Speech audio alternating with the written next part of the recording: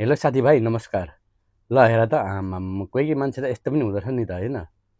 जे भए पनि यो पृथ्वीमा कोही कोही मान्छे राम्रै हुन्छन् क्या। त्यसमध्ये यहाँ सुनिल शर्मा पनि हेर्नुहोस् त।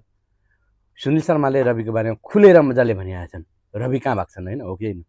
खाएको भए कहाँ भएको छन्, म उसको जिम्मेवारी लिन तयार छु अरे। वाह सुनिल शर्माजी, एकदम तपाईँलाई सल्युट छ। सबैले मान्छे यसरी नै जाग्नुपर्छ, यसरी नै साँचो बोल्नुपर्छ। नेता भएर पनि तपाईँले एउटा मानवता देखाउनु भएको छ। तपाईँले देखाएको मानवताप्रति मेरो एकदम सल्युट छ तपाईँलाई। वाह।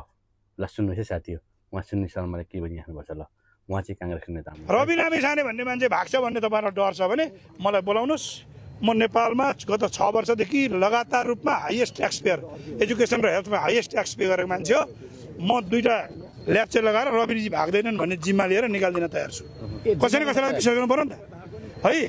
त्यस कारणले गर्दाखेरि सरकारलाई आह्वान गर्न चाहन्छु, यस्ता खालका ओलझोल पूर्ववर्ती सरकारले गरेका चाहिँ खराब कामहरू होइन, नियतवश गरिएका षड्यन्त्रमूलक यी कामहरूका पक्षमा तपाईँहरू पृष्ठपोषण नगर्नुहोस्। चाँडोभन्दा चाँडो चाहिँ सहकारी पीडितहरूको पैसा फिर्ता हुने सुनिश्चितता सहित यो निर्णय गर्नुहोस्। वाह, तपाईँहरूलाई कस्तो लाग्यो उहाँले भन्नुभएको भन्नुहोस् त। हो नि, मान्छे कलेजुको आए पनि मान्छे कोही न कोही त है मानवता भएको मान्छे हुनुपर्छ। सल्युट छ तपाईँलाई। सुन्नुहोस् है।